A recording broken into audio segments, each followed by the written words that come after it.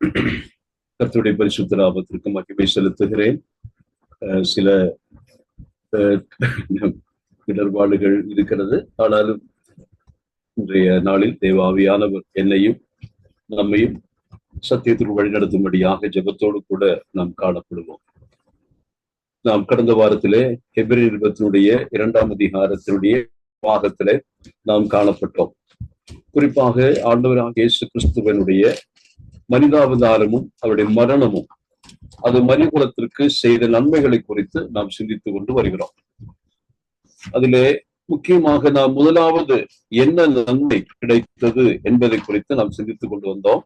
அந்த நன்மை முக்கியமாக மரணத்தினின்று பிள்ளைகளை மகிமைக்கு கொண்டு போய் சேர்க்கிற மிகப்பெரிய ஒரு ஊழியம் என்று அதை குறித்து சிந்தித்தோம்.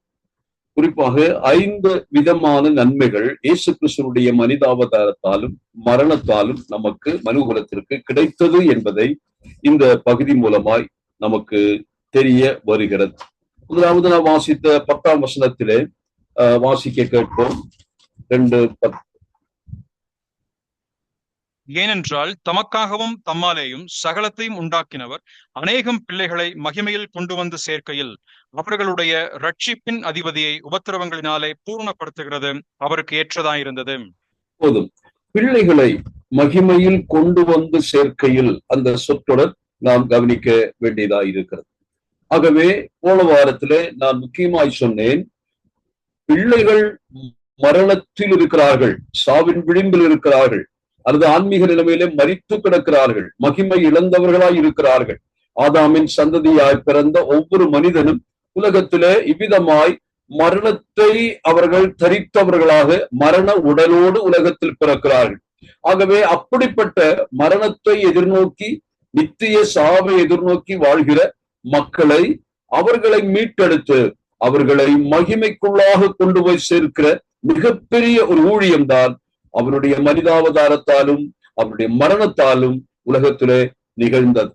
நான் சொல்ல வந்தது, இந்த ஊழியத்தை செய்வதற்கு அல்லது மரணத்தினின்று மகிமைக்கு கொண்டு போய் சேர்க்கக்கூடிய ஊழியத்தை செய்ய வேண்டுமானால் அதை செய்கிற அந்த அதிபதி, ரட்சிப்பினுடைய அந்த தளபதி, அவர் உபத்திரவங்களினாலே பூர்ணப்படுத்த வேண்டியதாயிருந்தது என்பதை நாம் அறிந்திருக்கிறோம். அதை குறித்துதான் கடந்த வாரத்தில் மிக விரிவாக நான் சொல்லிக் கொண்டு வந்தேன். அதிலே ஒரு நற்செய்தியை கூட சுவிசேஷமாக நாம் அதை கேட்டோம். நிச்சயமாக நம்முடைய கர்த்தராகிய இயேசு கிறிஸ்து பூரணப்படுத்தப்பட்ட ஒரு ரட்சிப்பின் அதிபதி, or we have a perfect savior என்று அர்த்தத்திலே நான் சொல்லுகிறேன். எப்படி அவர் முழுமையாக்கப்பட்டார் என்று சொன்னால், அவர் மனிதன் என்ற முறையில குறை இருப்பதனால் அல்ல, ஆனால் மனித குலத்தினுடைய சகலவிதமான அனுபவங்களையும் தன் வாழ்க்கையில அனுபவித்து அவ்விதமாய் தன்னை நம்பி பின்பற்றி வருகிற தன்னுடைய பிள்ளைகளை தவறாமல் வழிநடத்தி இறுதியாக இலக்கை அடைந்து மகிமைக்குள் பிரவேசிச்சு செய்கிறவராய் அவர் இருக்க வேண்டும். அதற்காக ரட்சிப்பின் அதிபதியை உபத்திரவங்களினாலே பூரணப்படுத்துவது அவருக்கு ஏற்றதாயிருந்தது என்பதை குறித்து நாம் வாசிக்கிறோம். ஆகவே இந்த ரட்சிப்பின் அதிபதியை முழுமையாய் நம்பலாம். காரணம், எந்த சோதனைகளையும் அவர் சந்தித்து ஜெயித்தவர். ஆகவே தன்னுடைய பிள்ளைகளை மகிமையில் கொண்டு வந்த சேர்க்கையில் வருகிற எந்த விதமான இடர்பாடுகளையும் அவரால் தாங்கிக் கொள்ள முடியும், தாண்டி செல்ல முடியும். அவர் அந்த அளவிற்கு அதற்காக ஆயத்தம் செய்யப்பட்டிருக்கிறார். அவர் அந்த அளவுக்கு அதற்காக எக்யூப் பண்ணப்பட்டிருக்கிறார்.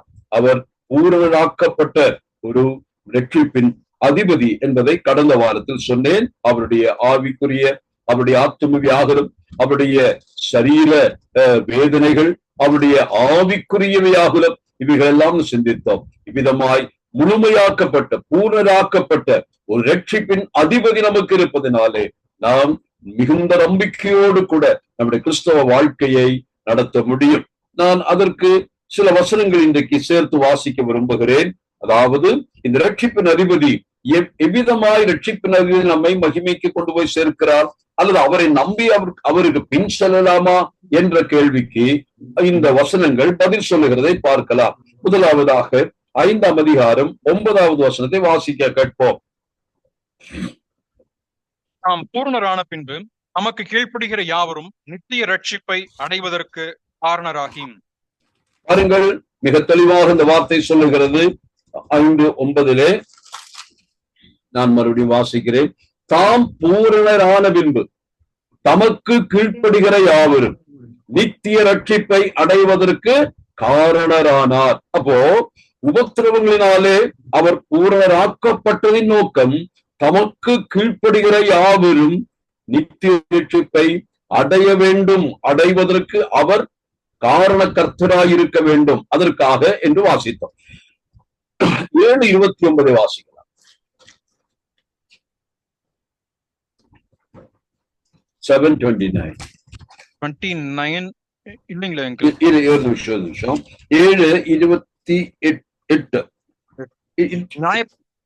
நியாயப்பிரமாணமானது பலவீனமுள்ள மனுஷர்களை பிரதான ஆசாரியராக ஏற்படுத்துகிறது. நியாயப்பிரமாணத்திற்கு பின்பு ஆணையோட விளங்கின வசனமோ என்றென்றைக்கும் பூரணரான குமாரனை ஏற்படுத்துகிறது. என்றென்றைக்கும் பூரணரான குமாரனை ஏற்படுத்துகிறது.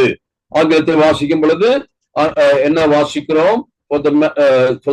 For the law maketh men high priests which have infirmity, but the word of the oath which was since the law maketh the Son who is consecrated for evermore. இது ஆங்கிலத்தினுடைய மொழிபெயர்ப்பு. ஆனால் அந்த consecrated முழுமையாக்கப்பட்டவர், அதற்கென்று அர்ப்பணம் செய்யப்பட்டவர், அதற்கென்று கமிட்டடா இருக்கிறவர், அதற்காக தன்னைத்தானே ஆயத்தப்படுத்தி உபத்திரவினால் பூரணரானவர் என்ற அர்த்தத்தில் சொல்லப்படுகிறது. ஆகவே குமாரனை அவர் ஏற்படுத்தி இருக்கிறார் ரட்சிப்பின் அதிபதியாக. தொடர்ந்துள்ள சில வசனங்கள் 7:25 மேலும் தமது மூலமாய் தேவனிடத்தில் சேருகிறவர்களுக்காக வேண்டுதல் செய்யும்படிக்கு அவர் எப்பொழுதும் உயிரோடு இருக்கிறவராகையால் அவர்களை முற்றுமுடிய ரட்சிக்க வல்லவராயும் இருக்கிறார். பூர்ணராக்கப்பட்ட குமாரனை தேவன் ஏற்படுத்தினதின் காரணம் அவர் எப்பொழுதும் உயிரோடு இருக்கிறபடியால் அவர்களை முற்றும் முடிய ரட்சிக்க வல்லவராயிருக்கிறார். மரணத்தினின்று மகிமைக்கு போகிற பிள்ளைகளை அவர்களுடைய இலக்கை அடைகிற வரைக்கும் அவர்களை வழிநடத்தி அங்கே கொண்டு போய் சேர்ப்பதில் அவர் மிகுந்த அக்கறையும் ஜாக்கிரதையும் பொறுப்பு உள்ளவராயிருக்கிறார். தன்னை நம்பி வருகிற மக்களை அவர் ஒருபோதும் கைவிட மாட்டார் என்பது இதன் பொருளாக இருக்கிறது. இன்னொரு வசனத்தை வாசிக்கலாம். 10:12 இவரோ பாவங்களுக்காக ஒரே பலியை செலுத்தி என்றென்றைக்கும் தேவனுடைய வலது பாரிசத்தில் உட்கார்ந்து. அதனுடைய 12-14 ஏனெனில் பரிசுத்தமாக்கப்படுகிறவர்களை ஒரே பலியினாலே இவர் என்றென்றைக்கும் பூரணப்படுத்தி இருக்கிறார். இவர் என்றென்றைக்கும் பூரணப்படுத்தி இருக்கிறார் என்று சொல்லுகிறார். அப்போ பூரணராக்கப்பட்டவர் அவர் ஒரே பலியினாலே என்றென்றைக்கும் பூரணப்படுத்தி இருக்கிறார் என்ற வார்த்தை வாசிக்கிறோம். மொத்தத்துல உபத்திரவங்களினாலே முழுமையாக்கப்பட்ட, பரிபூர்ணமாக்கப்பட்ட அல்லது ஆயத்தப்படுத்தப்பட்டு எக்யூப் பண்ணப்பட்ட ரட்சிப்பின் அதிபதியை தேவன் நமக்காக ஏற்படுத்தி இருக்கிறதுனாலே நாம் மரணத்தில் இருக்கிறோம். பிள்ளைகள் மரணத்தினுடைய அந்த நிலைமையில் இருக்கிறார்கள். ஆனால் நிச்சயமாக இயேசு கிறிஸ்துவானவர் இந்த மக்களை, பிள்ளைகளை மகிமையிலே கொண்டு போய் சேர்ப்பார். அது திடமான நம்பிக்கை. அதை யாரும் சந்தேகப்படக்கூடாது என்பதற்காக எழுத்தாளன் அந்த ரட்சிப்பின் அதிபதியினுடைய உபத்திரவத்தின் பூரணத்தை குறித்து சொல்லி இந்த விளக்கங்களுக்கு வந்ததாக பார்க்கிறோம். ஆகவே நாம் கற்றுக்கொண்ட பாடம் இந்த ஆர்கிகோஸ் என்ற வார்த்தை ரட்சிப்பின் அதிபதி, துவக்கவாளர் அல்லது அதை தொடர்ந்து வழிநடத்துகிறவர் என்ற அர்த்தத்தில் உள்ள ரட்சிப்பின் அதிபதியானவர் நம்மை முழுமையான ரட்சிப்புக்குள் கொண்டு போய் சேர்ப்பார், சந்தேகப்பட வேண்டாம் என்பதை இதன் மூலமாக எழுத்தாளன் நமக்கு சொல்லுகிறார். அடுத்ததாக அவருடைய மரணத்தினுடைய அல்லது அவருடைய மனிதாவதாரத்தினுடைய மரணத்தினுடைய அடுத்த நன்மை என்ன என்பதை நான் வாசிக்கலாம். 11ஆம் வசனம் 2ஆம் அதிகாரம். எப்படி எனில் பரிசுத்தம் செய்கிறவரும் பரிசுத்தம் செய்யப்படுகிறவர்களுமாகிய யாவரும் ஒருவராலே உண்டாயிருக்கிறார்கள். இது நிமித்தம் அவர்களை சகோதரர் என்று சொல்ல அவர் வெட்கப்படாமல். இரண்டாவதாக மகிமையிலே கொண்டு போய் சேர்ப்பதற்காக தேர்வு செய்யப்பட்ட தன்னுடைய சகோதரர்களை என்ன செய்கிறார்? அவர் பரிசுத்தம் பண்ணுகிறார். 11ஆம் வசனத்திலே பரிசுத்தம் செய்கிறவரும் பரிசுத்தம் செய்யப்படுகிறவருமாய் யாவரும் ஒருவராலே உண்டாயிருக்கிறார்கள். இது நிமித்த அவர்களை சகோதரர் என்று சொல்ல அவர் வெட்கப்படாமல் என்று வாசிக்கிறோம். இந்த இடத்துல மற்ற விளக்கங்கள் நான் பின்னால் சொல்லுகிறேன். ஆனால் இப்பொழுது இந்த ரட்சிப்பின் அதிபதியானவர் அவர் அடுத்த கட்டமாய் செய்கிற முக்கியமான ஊழியம் தம்மை நம்பி வருகிற பிள்ளைகளை பரிசுத்தப்படுத்தல், சாங்டிபிகேஷன் என்ற அர்த்தத்தில் சொல்லுகிறேன். அவர்கள் ரட்சிக்கப்பட்டவர்கள் தான். ஆனால் அவருடைய பொசிஷனல் சாங்டிபிகேஷன் என்று பிராக்டிக்கல் சாங்டிபிகேஷனுக்கு நடைமுறையிலே தினந்தோறும் அவர்களை பரிசுத்தப்படுத்துகிற அந்த ஊழியத்தை அவர் செய்து கொண்டே இருக்கிறார். அவருடைய மரணத்தினால் இது நடந்தது. காரணம், அவருடைய மனிதாவதாரத்தின் மூலமாகத்தான் அவர் சகோதரர்களுக்கு ஒப்பாக முடிந்தது. அவர் ஒரு தெய்வ தூதனாக இருந்தால் கூட அவர் சகோதரர்களுக்கு ஒப்பாக முடியாது. சகோதரர்கள் ஒருவராக எண்ணப்பட முடியாது. ஆகவேதான் தூதர்களின் சற்று சிறியவராக்கப்பட்டு மனித குலத்திற்குள் தோன்றி மனிதர்களை தன்னுடைய சகோதரர்களாக எண்ணி அந்த குடும்பத்திலே அவர் பிரவேசித்தார். அவ்விதமாக ஒரு குடும்ப சூழ்நிலையிலே இயேசு கிறிஸ்துவானவர் காணப்பட்டார். அந்த குடும்பத்தில் உள்ள அத்துணை சகோதரர்களையும் அவர் என்ன செய்கிறார்? அவர் பரிசுத்தமாக்குகிறார்.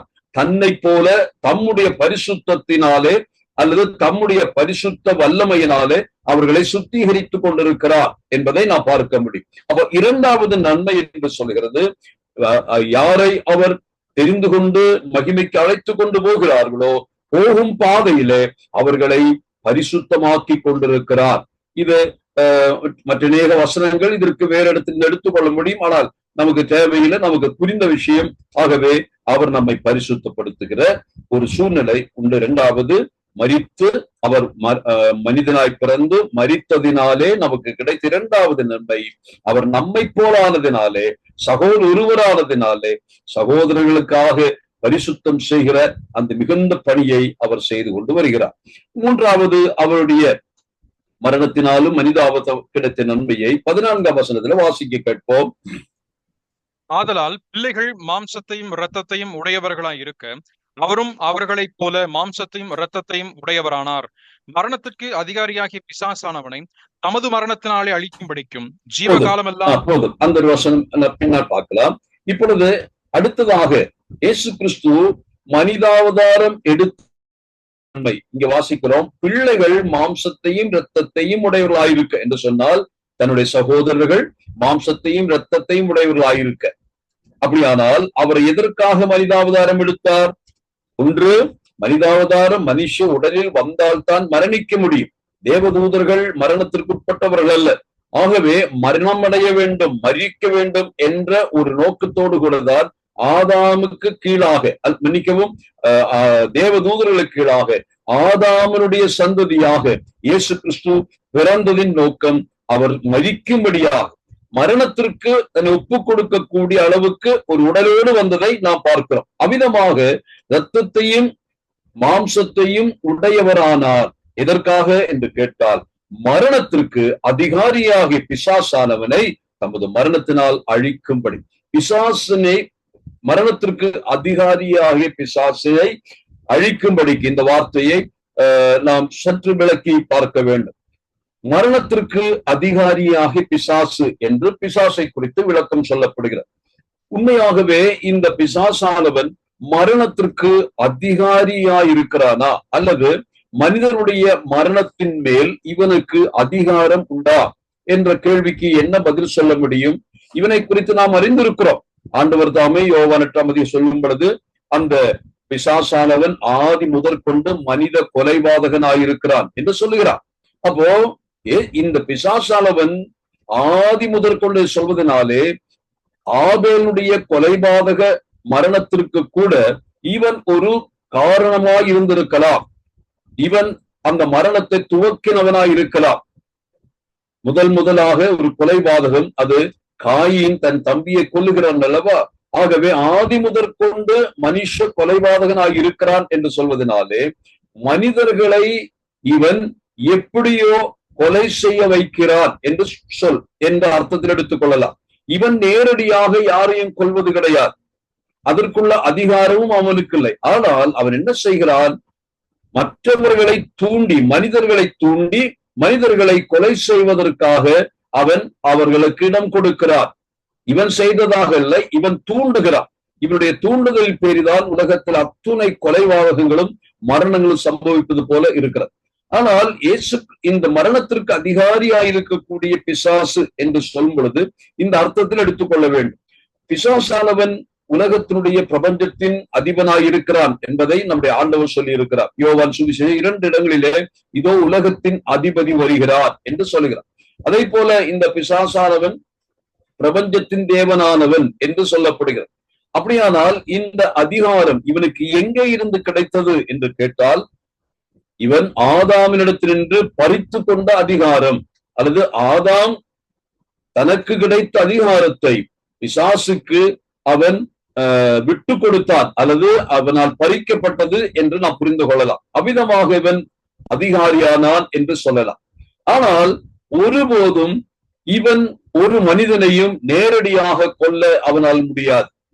காரணம், ஆண்டவர் தேவனாகிய கடவுள் மட்டும்தான் மனுஷனை உயிர்ப்பிக்கவும் கொல்லவும் அதிகாரம் உடையவர். நம்முடைய ஆண்டவராகிய சொன்ன, நீங்கள் யாருக்கு பயப்படணும்?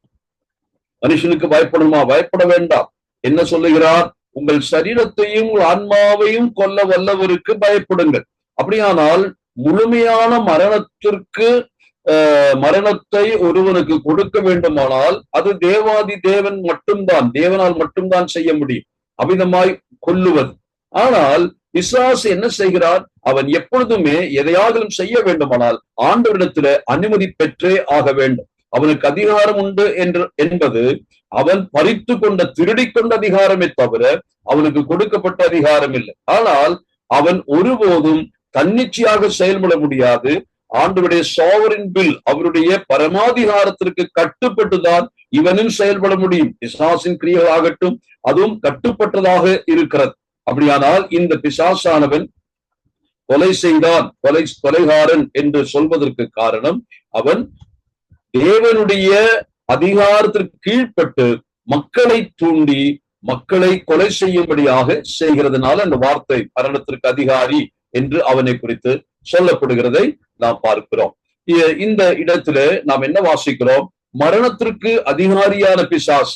யோபனுடைய வாழ்க்கையில் நீங்கள் பாருங்கள், யோபனுடைய பிள்ளைகளுக்கு மரணத்தை நிகழ்த்தக்கூடிய அதிகாரம் அவனுக்கு இல்லை. மரணத்தை கொடுக்க வேண்டுமானால் ஆண்டவர் தான் அனுமதிக்கணும். அவ்விதமாய் ஆண்டவரிடத்தில் சென்று அதிகாரம் பெற்றுதான் அல்லது அனுமதி பெற்றுதான் அவன் அதை செய்கிறான். அதே போல நம்முடைய ஆண்டவராகிய இயேசு கிறிஸ்து பேதுருவிடத்தில் பேசும் பொழுது அந்த இடத்தில் பேதுருவை குறித்து என்ன சொல்கிறார்? பேதுரு, அதாவது நான் உனக்காக வேண்டிக் கொண்டேன், நீ சோதனைக்குள் சிக்கி, அதாவது பிசாசா வந்து கேட்டானா அவனை என்னிடத்துல கொடு, புடமிட்டு காட்டுகிறேன், அவனை நான் ஒன்றுமில்லாமல் பண்ணுகிறேன் என்று சொன்ன பொழுது ஆண்டவர் என்ன செய்தார்? ஆண்டவர் பிசாசுக்கு அனுமதி கொடுக்கல. அப்ப பிசாசானவன் கூட விசுவாசிகளை ஏதாகிலும் வகையில தொந்தரவு செய்வோ அல்லது அவர்கள் மேல் மற்ற மரணத்தை கொண்டு வரவோ அல்லது ஏதாகிலும் ஒன்று செய்ய வேண்டுமானால் அது ஆண்டவருடைய அனுமதியின் பேர் தான் செய்ய முடியும். தேவன் சில சமயத்தில் அதை அனுமதிக்கலாம். ஆனால் ஒருபோதும் பிசாசானவன் முழுமையாக மரணத்தின் மேல் அதிகாரி அல்ல என்பதை சொல்வதற்காக இந்த வார்த்தை சொன்னேன். ஆண்டவருடைய அதிகாரத்திற்கு உட்பட்ட அதிகாரம் தான் பிசாசுக்கு உண்டு. மரணத்தின் அதிகாரி என்று சொல்வது அதுதான் காரணமாக எடுத்துக்கொள்ள வேண்டும். அவ்விதமாக மரணத்திற்கு அதிகாரியாக பிசாசானவனை இங்கு வாசித்தோம், தமது மரணத்தினாலே அழிக்கும்படிக்கு என்று வாசிக்கும். தமது மரணத்தினாலே அழிக்கும்படி. பிசாசை அழிக்க வேண்டுமானால் இயேசு கிறிஸ்து மரிக்க வேண்டும் என்பதை இங்கு பார்க்கும். அப்போ இயேசு கிறிஸ்துடைய மரணத்தினாலே என்ன நடந்தது? அவருடைய மனிதாவதாரம், அது மரணத்திற்கு ஏதுவாக எடுத்துக்கொண்ட அவதாரம். ஆகவே அவருடைய மரணத்தின் மூலமாக கிடைத்த நன்மை பிசாசானவனுடைய வல்லமையை ஆண்டவராக இயேசு கிறிஸ்து எடுத்து போட்டார் என்று நாம் அறிந்து கொள்ள வேண்டும். பிசாசானவனுக்கு அதிகாரம் உண்டு என்று சொன்னேன். ஆனால் அவனை இந்த இடத்தில் முழுமையாய் இல்லாமல் பண்ணுவதல்ல, அவனை அனிகிலேட் பண்ணவில்லை, அவனை அந்த சிலுவையில முற்றிலுமாய் கொன்று போடவில்லை. ஆனால் அவனுடைய கைகளின் ஆயுதத்தை அவர் எடுத்து போட்டார், பறித்து போட்டார். இப்பொழுது ஆயுதம் இல்லாதவனாக பிசாசு இருக்கிறார். நான் சில வசனங்களை உங்களுக்கு வாசித்து காண்பிக்கிறேன். கொலோசியர் 2ஆம் அதிகாரம் 14-15 வசனங்கள். கொலோசி 2:14-15.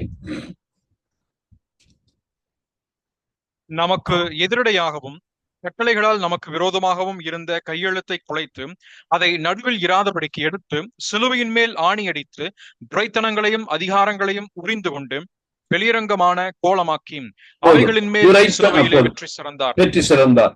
அப்போ அங்க வாசிக்கிறோம், அந்த சிலுவையில என்ன நடந்தது? துரைத்தனங்களையும் அதிகாரங்களையும் என்ன செய்தார்? உரிந்து கொண்டு, இல்லையா? உரிந்து கொண்டு. ஆங்கிலத்தில் என்ன வாசிக்கிறோம்?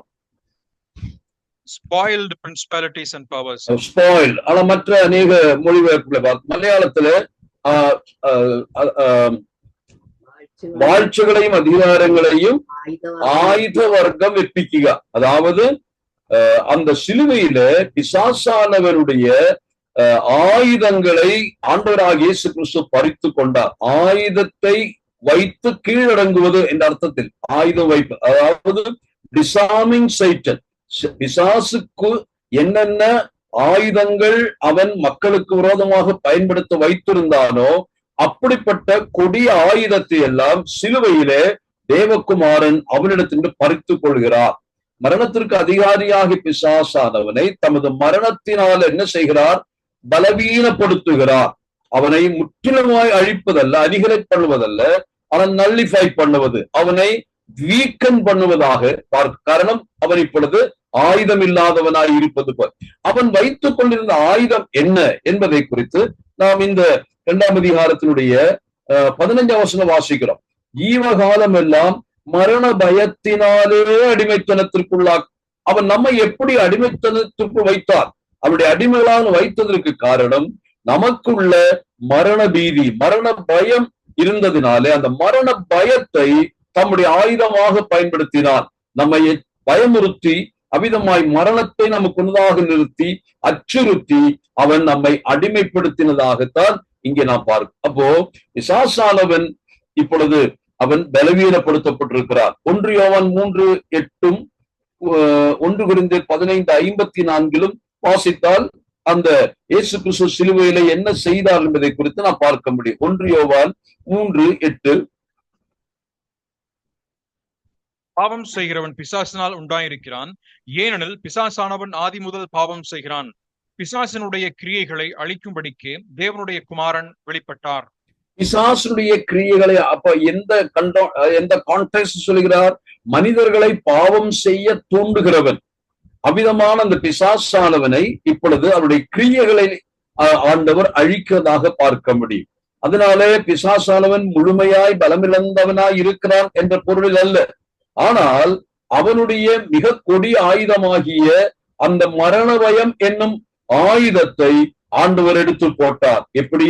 இன்றைக்கு இயேசு கிறிஸ்துவின் மேல் நம்பிக்கை வைக்கிற கர்த்தருடைய பிள்ளைகளை பொறுத்த மட்டில் அவர்கள் மரணத்தை பார்த்து, மரணமே உன் கூரெங்கே, பாதாளமே உன் ஜெயமெங்கே என்று ஆர்ப்பரிக்க கூடிய நிலைமைக்கு அவர்கள் தைரியம் பெற்றிருக்கிறார்கள்.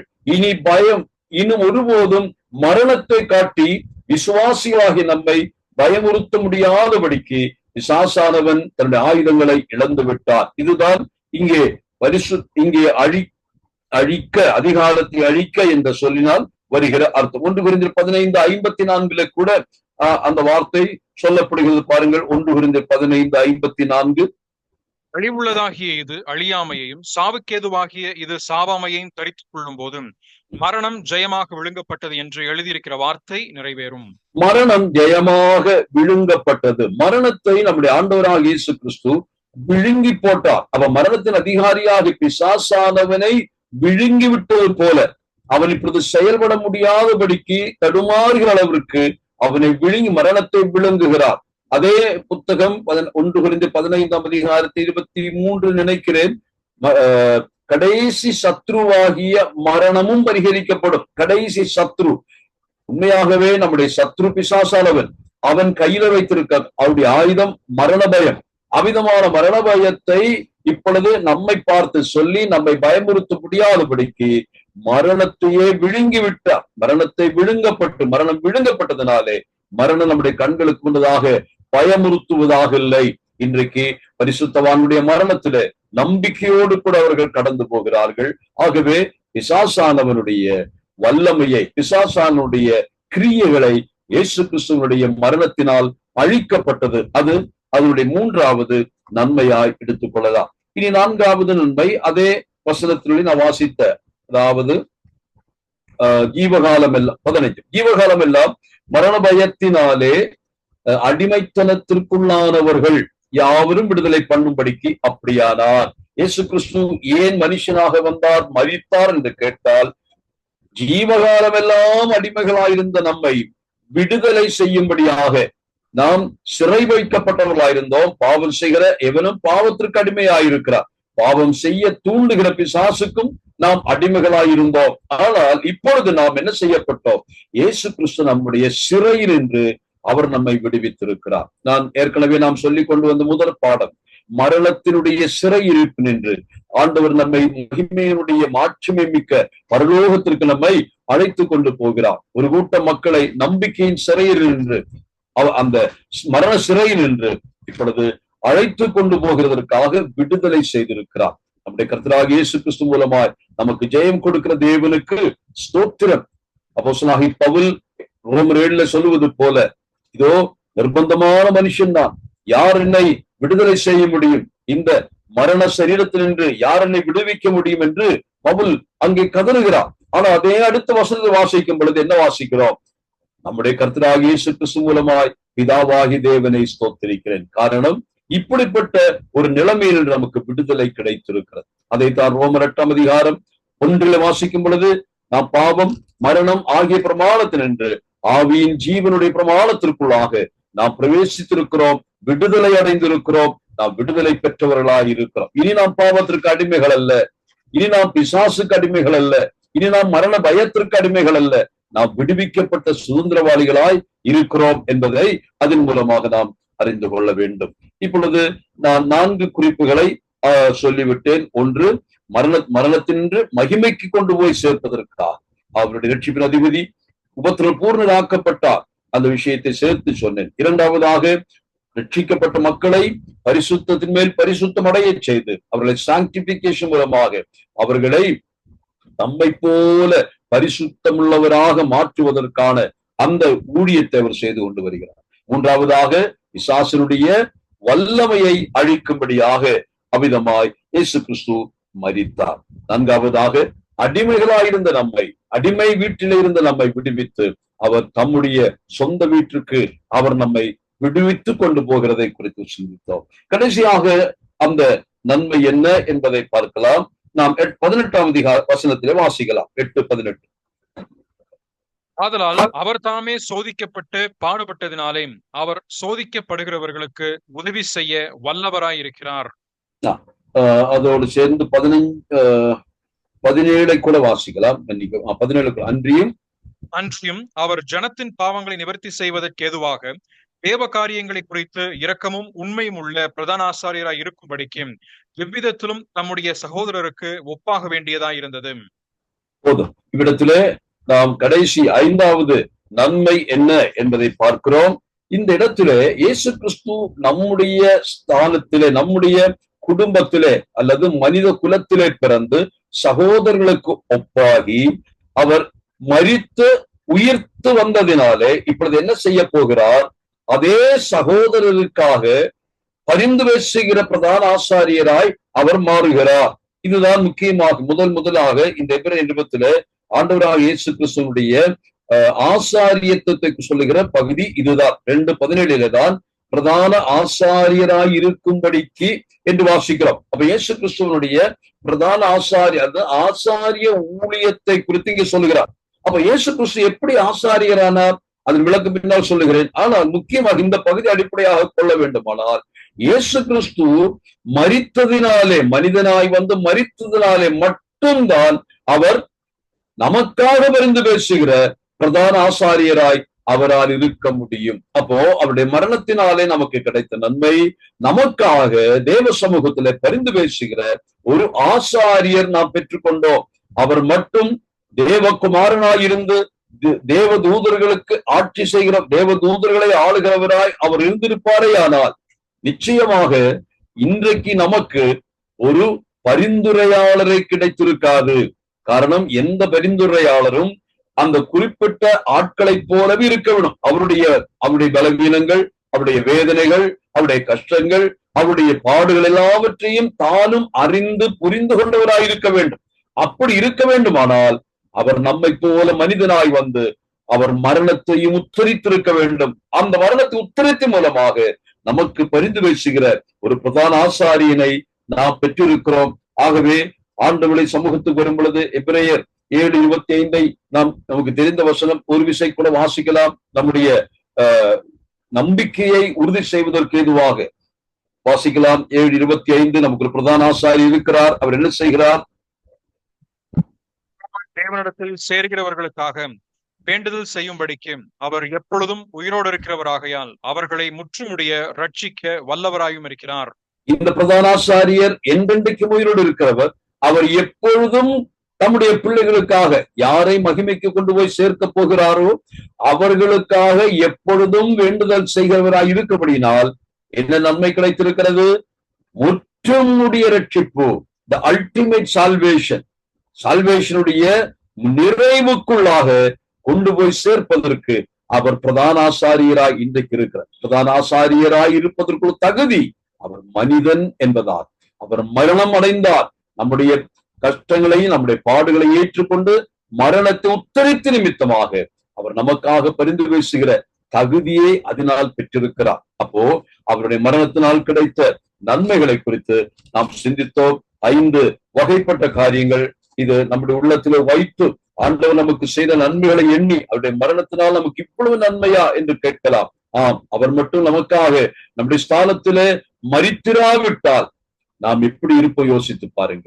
நாம் மரணத்திலேயே, அதாவது சாவின் விளிம்பிலே மரணத்தை எதிர்பார்த்து பாவம் செய்கிற ஆத்துமா சாகும், பாவத்தின் சம்பளம் மரணம், நித்திய மரணாக்கினைக்கு நாம் தீர்ப்பு பெற்று அவ்விதமா ஜீவகாலம் எல்லாம் நாம் அழிந்து கொண்டே இருந்திருக்க வேண்டும். ஆனால் இயேசு கிறிஸ்து நம்முடைய மரணத்தை உத்தரித்து நமக்காக மரித்ததினாலே நமக்கு எவ்வளவு பெரிய நன்மை. இப்பொழுது மரணத்தினின்று மகிமைக்கு செல்கிறோம். இப்பொழுது பாவிகளாயிருந்த நம்மை அவர் பரிசுத்தமாக்கி கொண்டு தன்னை போல மாற்றிக்கொண்டு வருகிறார். அது மட்டுமல்ல, அவர் பிசாசு என்ற அந்த மகா கிரூரமானவருடைய கொடிய ஆயுதங்களை எல்லாம் பறித்தெடுத்து அவனை இப்பொழுது நிராயுதபாணியாக அவனை டிசாம் பண்ணிவிட்டு அவன் பலனிழக்க செய்திருக்கிறதை நாம் பார்க்கிறோம். 4வதாக, நாம் அடிமைத்தனத்துக்குள் இருந்தவர்கள் தான், ஆனால் இன்றைக்கு சுதந்திரம் மூச்சு வாங்குகிற அல்லது கர்த்தராகிய இயேசு கிறிஸ்துவுக்குள்ளாக விடுதலை பெற்றவர்களாக நாம் இன்றைக்கு காணப்படுகிறோம். நம்மை இனி யாரும் அடிமைப்படுத்த முடியாதபடிக்கு அவர் நம்மை விடுதலை ஆக்கினார். மாறன் உங்களை விடுதலை ஆக்கினார், மெய்யாகவே விடுதலை ஆவீர்கள் என்று சொன்ன கர்த்தருடைய வார்த்தையின்படியாக நாம் விடுதலை பெற்றவர்கள். இனி யாருக்கும் எதற்கும் நாம் ஒத்தடிமைகளாய் இருக்கக்கூடாது. எதற்கு நாம் அடிக்ஷனாய் இருக்கவும் கூடாது. நாம் கர்த்தருடைய விடுதலை பெற்றவர்கள் என்பதை ஞாபகப்படுத்துகிறேன். கடைசி நாம் சிந்தித்தது, நமக்காக ஒருவர் பரிந்து பேசுவதற்காக இருக்கிறார். அவர் மனுஷனாய் பிறந்து மரித்ததினாலே நமக்கு நம்முடைய வேதனைகளை அறிந்து கொண்டு நமக்காக பரிந்து பேசுகிற ஒரு ஆசாரியரும் நமக்கு கிடைத்திருக்கிறார். நாம் இப்பொழுது 2ஆம் அதிகாரத்தினின்று 3ஆம் அதிகாரத்திற்கு கடந்து போகலாம். எஞ்சியுள்ள நேரத்தில் சில காரியங்களை 3ஆம் அதிகாரத்திலிருந்து நாம் கற்றுக்கொள்ள போகிறோம். நாம் இப்பொழுது படித்து முடித்த பாடங்கள் 1, 2 அதிகாரங்கள். 1ஆம் அதிகாரத்தில் நாம் சிந்தித்தது இயேசு கிறிஸ்துவானவர் தேவகுமாரன் என்று நாம் சிந்தித்தோம்.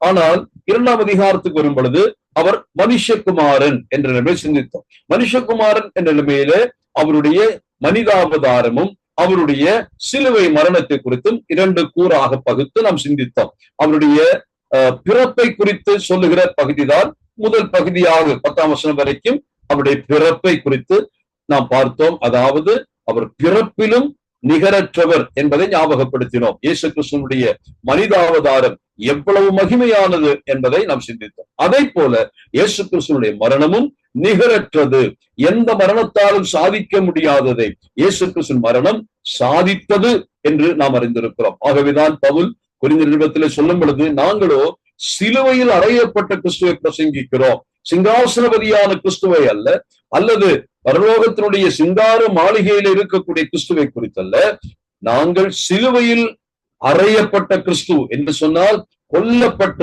மரணமடைந்த கிறிஸ்துவை குறித்து நாங்கள் பிரசங்கிக்கிறோம்.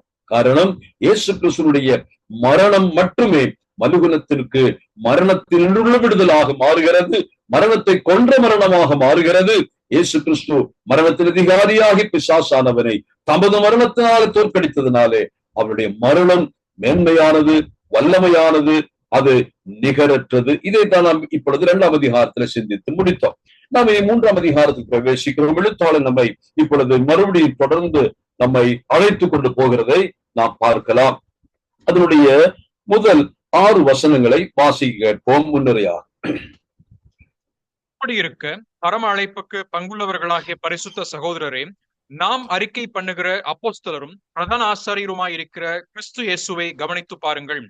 மோசே தேவனுடைய வீட்டில் எங்கும் உண்மையுள்ளவனாய் இருந்தது போல இவரும் தம்மை ஏற்படுத்தினவருக்கு உண்மையுள்ளவராய் இருக்கிறார். வீட்டை உண்டு பண்ணினவன் வீட்டை பார்க்கிலும் அதிக கனத்திற்குரியவனாய் இருக்கிறான். அதுபோல மோசையை பார்க்கிலும் இவர் அதிக மகிமைக்கு பாத்திரராய் இருக்கிறார்.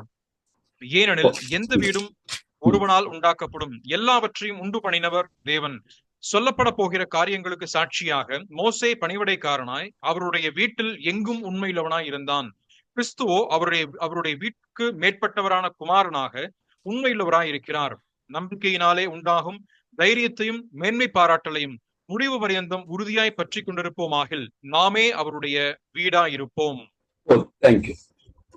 இப்போ 3ஆம் அதிகாரம் 1 முதல் 6 வரை வாசித்த வசனுடைய பொதுவான கருத்து, பொதுவான அதனுடைய தீம், இயேசு கிறிஸ்துவானவர் மோசேயிலும் பெரியவர், அவ்வளவுதான். Greater than Moses. Jesus Christ is greater than Moses.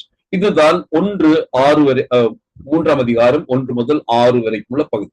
நமக்கு நன்றாக தெரியும், எழுத்தாளர் நம்மை இயேசு கிறிஸ்துவனுடைய மேன்மையை சொல்லிக் கொண்டு நம்மை கொண்டு போய் கொண்டே இருக்கிறார், அல்லது நம்முடைய கவனத்தை எல்லாம் இயேசு கிறிஸ்துவின் பால் இழுத்து கொண்டு போகிறதை பார்க்க முடியும்.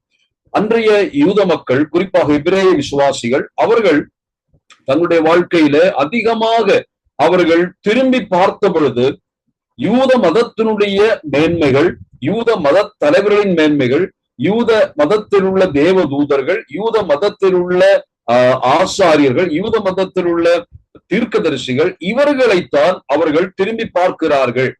ஆகவே இவர்களுக்கு இந்த நிருபத்தை எழுதும் பொழுது அப்போஸ்தலனாகிய பவுல் 2ஆம் அதிகாரத்தில் ஒரு வார்த்தை இடையிலே சொன்னதை நீங்கள் பார்த்திருக்கலாம். 16ஆம் வசனத்திலே 2:14, ஆதலால் அவர் தேவ தூதருக்கு உதவியாக கை கொடாமல் ஆபிரகாமின் சந்ததிக்கு உதவியாக கை கொடுத்தார் என்று சொல்லுகிறார். அதன் பொருள் என்ன? இங்கே சொல்லப்படுகிற இந்த நிருபமானது இது எபிரேய விசுவாசிகளுக்கு எழுதப்பட்டதினாலேதான் ஆபிரகாமின் சந்ததி என்று இங்கே சொல்லுகிறார். ஆபிரகாமின் சந்ததியும் ஆதாமின் சந்ததியும் அதெல்லாம் ஒன்றுதான். ஆதாமின்று தோன்றினவர் தான் ஆபிரகாம். ஆகவே ஆதாமினுடைய சந்ததிகளுக்கு தான் கை கொடுத்தாரே தவிர தேவதூதர்களுக்கு அவர் கை கொடுக்கவில்லை, அல்லது தேவதூதருடைய சாயலிலே அவர் வரவில்லை. ஆதாமுடைய சந்ததியின் சாயலில் வந்தார். எதற்காக? ஆதாமின் சந்ததிகளுக்கும் ஆபிரகாமின் சந்ததிகளுக்கும் தேவன் கொடுத்த வாக்கு தத்தத்தை நிறைவேற்ற வந்தார். அது சொல்வதற்கு இடையில் அந்த 16ஆம் வசனத்தை பயன்படுத்தினார். ஏதேனிலே நமக்கு தெரியும், ஆண்டவர் பேசும் பொழுது விதமாய், ஒரு ஸ்திரீக்கும் அவன் வித்துக்கும் உன் வித்துக்கும் அவள் வித்துக்கும் நான் பகை உண்டாக்குவேன், அவ்விதமாக அந்த அவன் தலையை நசுக்கக்கூடியவராக இயேசு கிறிஸ்து ஸ்ரீயின் சந்ததியாக உலகத்தில் பிறந்து அன்றைக்கு ஆதாமை ஏவாளை ஏமாற்றி வஞ்சித்த அந்த கொடியவனாகி பிசாசின் தலையை, அல்லது அவருடைய தலையை, அந்த சிரசை சிலுவையிலே அதமாக்கினார். அவ்விதமாய் பிசாசுடைய வல்லமையை எடுத்து போட்டார். அதைத்தான் நாம் சிந்தித்துக் கொண்டு வந்தோம். இப்பொழுது நான் சொல்ல வந்தது, ஆபிரகாம் பிள்ளைகள் சொல்லும் பொழுது நாமும் கூட ஆபிரகாமின் சந்ததிதான். அதை நாம் எங்கே வாசிக்கிறோம்? கலாத்தியர் 3ஆம் அதிகாரத்தினுடைய கடைசி வசனத்திலே வாசிக்கிறோம். கர்த்தராகிய இயேசு கிறிஸ்துவுடையவர்களாய் இருப்பவர்களுக்கு, அந்த வசனத்தை ஜஸ்ட் வாசித்து காண்பிக்கிறேன். நாமும் ஆபிரகாமின் சந்ததிகளாகத்தான் எண்ணப்படுகிறதுனால 3ஆம் அதிகாரத்தின் கடைசி வசனம், நீங்கள் கிறிஸ்துவினுடையவர்களானால் ஆபிரகாமின் சந்ததியாராயும் வாக்குத்தத்தத்தின்படி சுதந்திராயும் இருக்கிறீர்கள். ஆகவே எபிரேய நிருபத்தை எழுதுகிறவர் ஆபிரகாமின் சந்ததி என்று சொல்லும் பொழுது எபிரேயர்களை அவர் மனதில் வைத்துக் கொள்ள எழுதுவதன் அல்ல, ஆபிரகாம் என்று சொல்லிவிட்டார். மற்றபடி ஆபிரகாமினுடைய குறிப்பிட்ட அந்த சந்ததிகளுக்கு மட்டுமல்ல, எல்லாருக்கும், ஆதாமுடைய சந்ததிகளுக்கு தான் இந்த பாக்கியத்தை கர்த்தர் கொடுக்க விரும்புகிறார். ஆபிரகாமின் சந்ததியும் அதை பெற்றுக் கொள்கிறார்கள் என்பதுதான் அதன் பொருளாக இருக்கிறது. ஆகவே இப்பொழுது நாம் இந்த 3ஆம் அதிகாரத்துக்கு வரும்பொழுது நான் சொன்னது போல முதல் அதிகாரத்திலே இயேசு கிறிஸ்துவானவர் நான் வாசித்த வசனத்தே அவர் எல்லா முதல் வசனத்திலே பூர்வ காலங்களில் பங்கு பங்காகவும் வகை வகையாகவும் தீர்க்கதரிசிகள் மூலமாய் பிதாக்களுக்கு திருவுளம் பெற்ற தேவன் இந்த கடைசி நாட்களில் என்று சொல்லி இவர் யார் என்று கேட்டால் தீர்க்கதரிசிகளை விட பெரியவர். அதான் முக்கியமாக மொத்தமாக தீர்க்கதரிசிகளை விட இயேசுவானவர் மிக பெரியவர் என்பதை வாசகர்களுக்கு முதலாவது ஃபர்ஸ்ட் ஞாபகப்படுத்தி விட்டதை நாம் பார்க்க முடியும். இரண்டாவதாக அவர் யாரிலும் பெரியவர் என்று கீழே வரும் பொழுது நாம் 1ஆம் அதிகாரத்திலும் வாசித்தோம். என்ன வாசித்தோம்? அவர் தேவ தூதர்களிலும் பெரியவராயிருக்கிறார். அப்போ அவர் முதலாவது தீர்க்கதரிசிகளை விட பெரியவர், அதே போல தேவ தூதர்களை விட பெரியவர். காரணம் என்னவென்றால் இந்த தேவ தூதர்களாகட்டும் தீர்க்கதரிசிகளாகட்டும் யூத மக்களுடைய கண்களிலே மிகப்பெரிய ஸ்தானத்தை பெற்றவர்கள், அவர்களை கனப்படுத்துகிறவர்கள், சில சமயங்களிலே தேவதூதர்களை வணங்கும்படியாக தூண்டப்படுகிறவர்கள், தீர்க்கதரிசிகளுக்கு கல்லறை கட்டுகிறவர்கள், அவர்களை கனப்படுத்துகிறவர்கள், அவர்களை மதிக்கிறவர்கள், அவர்கள் இருக்கும் காலங்களிலே கல்லறிந்து கொண்டாலும் கூட அவர்களை நாங்கள் மேன்மையாய் எண்ணுகிறோம் என்று சொல்லுகிறவர்கள். ஆகவே இயேசு கிறிஸ்துவானவர் எல்லா மிகப்பெரிய தீர்க்கதரிசிகளோட பெரியவர், அதை போல இயேசு கிறிஸ்துவானவர் தேவதூதர்களோட பெரியவர் என்று சொல்லிதான் இந்த 1, 2 அதிகாரங்களை முடித்தார். ஆனால் 3ஆம் அதிகாரத்துக்கு வரும் பொழுது இப்பொழுது அவர் என்ன சொல்லுகிறார்? இயேசு கிறிஸ்துவானவர் மகா தீர்க்கதரிசியாகிய மோசேயை விட பெரியவர் தெரியுமா? இது ஒருவேளை வாசகர்களுடைய உள்ளத்துல ஒரு விதமான எண்ணத்தை உருவாக்கலாம். இப்படியா அப்படியா என்று கேட்கலாம். மோசையை விட பெரியவரா என்று கேட்கலாம். காரணம், மோசைக்கு இணையாக அந்த தேசத்திலே அவருடைய நாட்டிலே அவருடைய நாட்களிலே யாரும் இல்லை. அதைத்தான் உபாகமத்தின் கடைசி அதிகாரத்திலே சொல்லி முடிக்கிறதுப்பா, அவரை போற தீர்க்கதரிசி இல்லை, எழும்பவில்லை என்று சொல்லுகிறார். அப்போ அந்த மோசைக்கு இருந்த மகத்துவம் மாட்சிமை எல்லாம் இவர் மனதில் இருக்கிறது. அவர்களுக்கு சொல்லுகிறார், இயேசு கிறிஸ்துவானவர் யார் தெரியுமா? மோசையை விட அவர் பெரியவர். அதற்கு அந்த அதை சொல்வதற்காக தன் 3ஆம் அதிகாரத்தை இப்பொழுது துவக்குகிறார். முதல் வசனத்திலே கொஞ்சம் வாசிக்கலாம். இப்படி இருக்க பரம அழைப்பிற்கு பங்குள்ளவர்களாகிய பரிசுத்த சகோதரரே, நாம் அறிக்கை பண்ணுகிற அப்போஸ்தலரும் பிரதான ஆசாரியருமாயிருக்கிற கிறிஸ்து இயேசுவை கவனித்து பாருங்கள். இங்கே இப்படி இருக்க பரம அழைப்புக்கு பங்குள்ளவர்களாகிய பரிசுத்த சகோதரரே, இப்படி இருக்க எப்படி இருக்க என்று கேட்டால், ஏற்கனவே இந்த எழுத்தாளன் இயேசு கிறிஸ்துவின் மரணத்தினால் பெற்றுக்கொண்ட நன்மைகளை பற்றி சொல்லிவிட்டார்.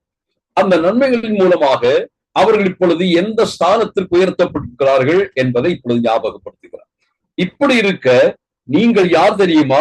நீங்கள் பரம அழைப்புக்கு பங்குள்ளவர்கள், அது மட்டுமல்ல பரிசுத்த சகோதரர்.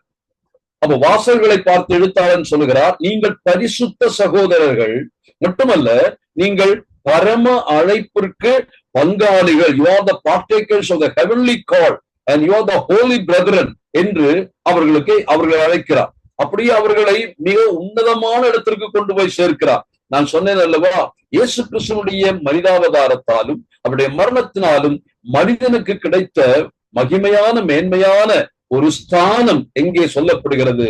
யார் நாம் என்று கேட்டால், பரம அழைப்பை பெற்றவர்களும் நாம் பரிசுத்த சகோதரர்களுமாய் இருக்கிறோம். இது ஒரு மேன்மையான ஒரு டைட்டிலாக நாம் வைத்துக் கொள்ளலாம். இது நமக்கு கிடைக்கப்பெற்ற மிகப்பெரிய பாக்கியமாய் கருதுகிறேன்.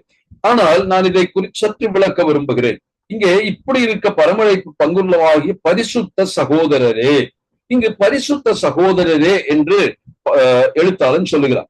ஏன் எப்படி அவர்கள் பரிசுத்த சகோதரர் ஆனார்கள்?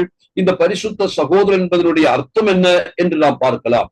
அதற்கு முந்தின 2ஆம் அதிகாரத்திலே பல இடங்களிலே அவர் சொல்லுகிற வார்த்தையை கவனியுங்கள். முதலாவது 11ஆம் வசனத்தை வாசியுங்கள்.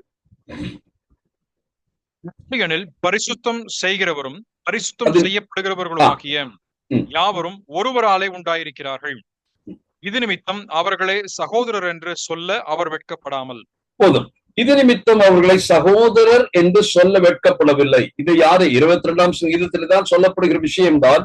ஆனால் இங்கு இயேசு கிறிஸ்துவானவர் தன்னுடைய சொந்த சகோதரர்களுக்கு என்று சொன்னால் தன்னுடைய இரத்தத்தால் மீட்கப்பட்ட தன்னுடைய மரணத்தால் தான் சம்பாதித்த தன்னுடைய குடும்பத்தின் மக்கள், சகோதரர்கள், பிள்ளைகள், தேவனுக்கு பிள்ளைகள், ஆனால் அவருக்கு சகோதரராக அவர் பாவித்து அவர் சொல்லுகிறார், இது நிமித்தம் அவர்களை சகோதரர் என்று சொல்ல வெட்கப்படவில்லை. யார்? ஒரே குடும்பத்தை சார்ந்தவர், அதாவது பரிசுத்தம் செய்கிறவரும் பரிசுத்தம் செய்யப்படுகிறவர்களும் ஒருவரை சார்ந்தவர் என்று சொன்னால் ஒரே குடும்பத்தில் பிறந்திருக்கிறார்கள். பிதா அவருடைய குடும்பம், அவருடைய தகப்பன். ஆனால் இயேசு கிறிஸ்துவும் அவரை சார்ந்தவர்களும் சகோதரர்களைப் போல இருக்கிறார்கள். அப்படிப்பட்ட நிலைமையில தான் இங்க சொல்லுகிறார், தன்னுடைய உடன்பிறப்புகளாகிய இப்பொழுது தன்னால் மீட்கப்பட்ட அவர்களை சகோதரரே என்று அழைப்பதற்கு தேவகுமாரன் சித்தமானார்.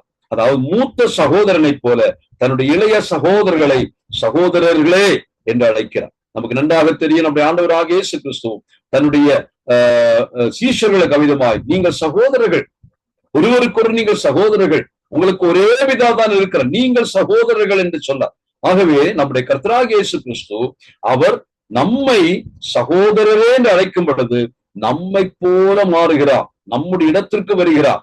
அவர் எவ்வளவு நமக்கு ஒப்பானார். How he has identified himself with his brethren. இதுதான் அங்கே சொல்லுகிறேன். ஆகவே அமிதமாய் சகோதரன் என்று வெட்கப்படாமல் கூப்பிட்டார். அடுத்த ஒரு வசனத்தை கூட வாசிக்கலாம். அதனுடைய 12ஆம் வசனம், உம்முடைய நாமத்தை என் சகோதரருக்கு அறிவித்து சபை நடுவில் உம்மை துதித்து பாடுவேன் என்றும். போதும். அங்கே நாமத்தை சகோதரருக்கு அறிவித்து சபை நடுவில் உம்மை துதித்து பாடுவேன். இது பழைய சங்கீதத்தின் வருகிற கோட்டுதான். ஆனாலும் இந்த இடத்தில் கர்த்தராகிய இயேசு கிறிஸ்துவோடு சம்பந்தப்படுத்தி சொல்வதனாலே நான் அதை எடுத்துக் கொள்கிறேன். இங்கு சகோதரருக்கு அவர் தம்முடைய நாமத்தை அறிவிக்கிறார் என்று சொன்னால் அதன் பொருள் என்ன? சகோதரருக்கு தம்மை முழுமையாக வெளிப்படுத்துகிறார். யோசேப்பு கடைசியாக தன்னுடைய சகோதரர்களுக்கு முன்னதாக தன்னுடைய உணர்ச்சி வயப்பட்டு கடைசியாக தான் யார் என்று முழுமையாய் வெளிப்படுத்த, நான் யோசேப்பு யார், யோசேப்பின் நாமத்தை வெளிப்படுத்துவது என்று சொன்னால் யோசேப்பை வெளிப்படுத்துகிறதை பார்க்கும்போது சகோதரருக்கு ஒப்பானவர், சகோதரர் என்று அழைத்து, நீங்களின் சகோதரர்கள் என்று அழைத்து அவர்களுக்கு தம்மை அவர் வெளிப்படுத்துவது போல முழுமையாய் இந்த மூத்த சகோதரர் தம்முடைய சகோதரர்களுக்கு வெளிப்படுத்துகிறதை குறித்தும் இங்க வாசிக்கிறோம். அடுத்ததாக அதனுடைய 17ஆவது வசனம், அன்றியும் அவர் ஜனத்தின் பாவங்களை நிவர்த்தி செய்வதற்கு ஏதுவாக தேவ காரியங்களை குறித்து இரக்கமும் உண்மையும் உள்ள பிரதான ஆசாரியராய் இருக்கும்படிக்கு எவ்விதத்திலும் தம்முடைய சகோதரருக்கு ஒப்பாக வேண்டியதாயிருந்தது. எப்படியும் தம்முடைய சகோதரருக்கு ஒப்பாக வேண்டியதாயிருந்தது. பாருங்கள், பிரதான ஆசாரியனாயிருந்து நமக்கு பரிந்து பேசுகிற ஊழியம் செய்வதற்காக, சகோதரர்களுக்காக பரிந்து பேசுவதற்கு, சகோதரர்களுக்கு எப்படியாகிலும் சகோதரர்களுக்கு ஒப்பாகணும் என்று சொன்னால் ஒரு கீழ்நிலை இருக்கக்கூடிய ஒரு சகோதரர் எங்க இருக்கிறார் அந்த இடத்திற்கு போகிறது போல, அந்த அளவிற்கு தன்னை தாழ்த்துவது போல அந்த சகோதரர்களுக்கு ஒப்பானார் என்று நாம் பொருட்படும். இப்போ இப்படி இருக்க நாம் யார் என்று கேட்டால் நாம் பரிசுத்த சகோதரரே என்று எழுத்தாளன் அவர்களை கூப்பிடுகிறார், அல்லது நம்மை கூப்பிடுகிறார். அப்போ இதற்கு காரண கர்த்தர் இயேசு கிறிஸ்துவே. நம்மை பரிசுத்த சகோதரரே என்று நாம் ஒருவருக்கு அழைப்பதற்கு காரணம், நம்மை தேவகுமாரனாகி நம்முடைய மூத்த சகோதரர்களே என்று சொல்லி, தம்பிமார்களே என்று சொல்லி அழைப்பது போல நம்மை அழைத்திருக்கிறார். அந்த அழைப்பு தான் இன்றைக்கு நம்மை பரிசுத்த சகோதரர்களாக மாற்றி இருக்கிறது. ஆகவே முதலாவது இயேசு கிறிஸ்து நம்மை சகோதரர் என்று அழைப்பதற்கு வெட்கப்படவில்லை. ஆகவே நம்முடைய சகோதரர். இரண்டாவதாக அதே பரிசுத்த சகோதரர் என்று சொல்வதற்குள்ள காரணம் நம்ம ஏற்கனவே படித்தோம். 2:11 என்ன வாசிக்கிறோம் பாருங்கள். நான் வாசித்த வசனம் தான், ஏன் அவர்கள் பரிசுத்த சகோதரர்கள் ஆனார்கள். 2:11, எப்படியெனில் பரிசுத்தம் செய்கிறவரும் பரிசுத்தம் செய்யப்படுகிறவர்களும் ஆகிய யாவரும் ஒருவராலே உண்டாயிருக்கிறார்கள். இது நிமித்தம் அவர்களை சகோதரர் என்று சொல்ல அவர் வெட்கப்படாமல்.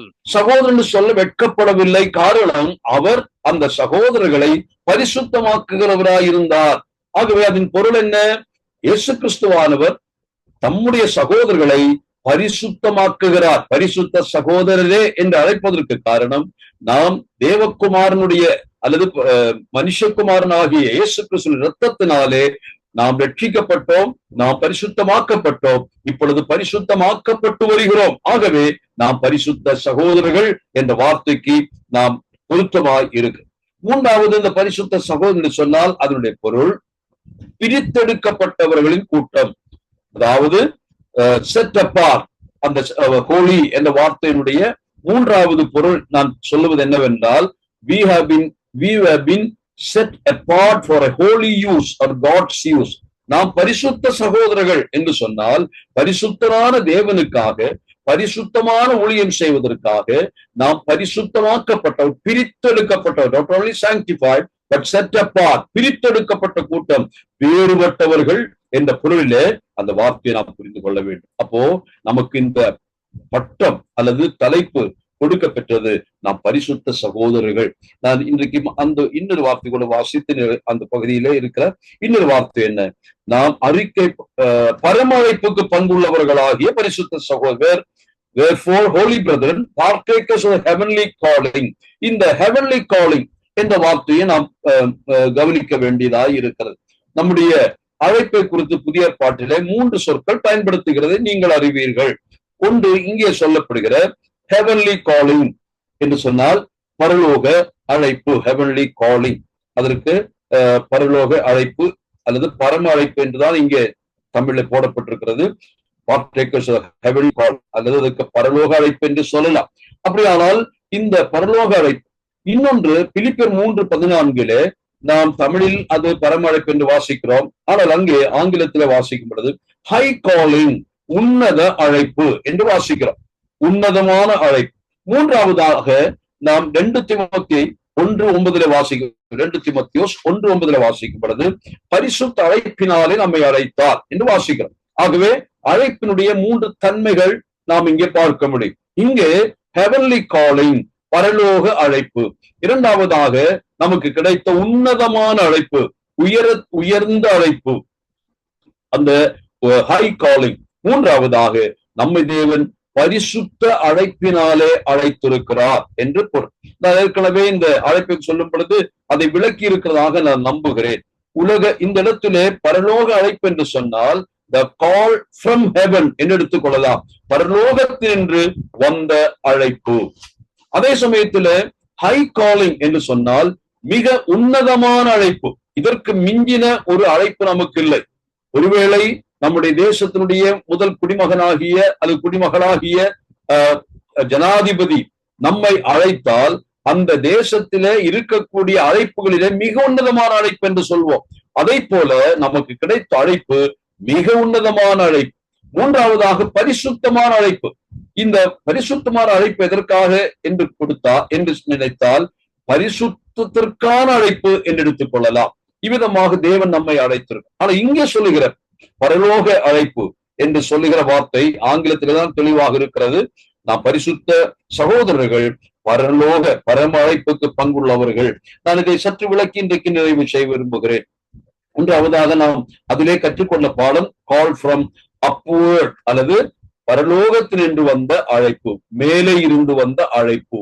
அப்வர்ட் கால், நமக்கு மேலே இருந்து வந்த அழைப்பு என்று எடுத்துக்கொள்ளலாம். இரண்டாவதாக இந்த அழைப்பினுடைய மேன்மை என்ன என்று பார்த்தால், இந்த அழைப்பில we are going to receive heavenly inheritances என்று நாம் அறிந்திருக்க வேண்டும். heavenly inheritances நமக்கு நன்றாக தெரியும். எபிரேயர் 11:16 பரிசுத்தவான்களுடைய நம்பிக்கை சொல்லுகிற இடத்துல பாருங்கள், 11:16 நான் நிறைவு செய்கிறேன், முடிந்தது.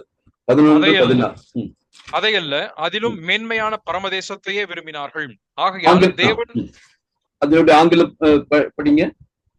But now they desire a better country than is an heavenly. Heavenly, that is heavenly. பரலோகம் என்ற வார்த்தை heavenly என்ற வார்த்தை பயன்படுத்தப்படுகிறது. அதிலேயே 12:22 கூட படிப்போம். 12:22 நீங்களோ சியோன் மலையினிடத்திற்கும் ஜீவனுள்ள தேவனுடைய நகரமாகிய பரம எருசலேமின் இடத்திற்கும் 1000-10,000 தேவ தூதர்களிடத்திற்கும். அந்த இடத்திலேயும் பரலோகம் ஹெவன்லி என்ற வார்த்தை தான் சொல்லப்படுகிறது. பார்க்க ஹெவன்லி என்ற சொல் தமிழில் இல்லை, தமிழ்ல அந்த வார்த்தை மொழியாக்கம் செய்யப்படவில்லை. ஹெவன்லி என்று சொன்னால் பரலோக அழைப்பு என்று சொல்வது புரிந்து கொள்வதற்கு வசதியாக இருக்கு. ஆகவே பரலோக வாசஸ்தலம், பரலோக தேசம், இவ்விதமாய் அதற்காக பயணித்து போகிறவர்களை குறித்து வாசிக்கும் பொழுது அவர்கள் பரலோக அழைப்பை பெற்று பரலோக நன்மைகளை அடைவதற்காக அவர்கள் புறப்பட்டு போகிறார்கள். பிலிப்பியர் 3:20 நமக்கு தெரியும், நம்முடைய குடியிருப்போ பரலோகத்தில் இருக்கிறது. அந்த தமிழ் வார்த்தை குடியிருப்போ என்று சொல்வது சற்று புரியாமல் போகலாம். நம்முடைய குடி உரிமை எங்கே இருக்கிறது? பரலோகத்தில் இருக்கிறது என்று பொருள். அவர் சிட்டிசன்ஷிப் இஸ் இன் ஹெவன். நாம் குடியிருக்கிறது இப்பொழுது அங்கே அல்ல, ஆனால் நம்முடைய குடி உரிமை எங்கே இருக்கிறது? பரலோகத்தில் இருக்கிறது. அதனால தான் 1 பேதுரு 1:4 நாம் இந்த பரலோக அழைப்பை பெற்றதினாலே நமக்கு கிடைக்க போகிற பரலோக சுதந்திரத்தை குறித்து சொல்லுகிறதை பாருங்கள். பேதுரு 1:4.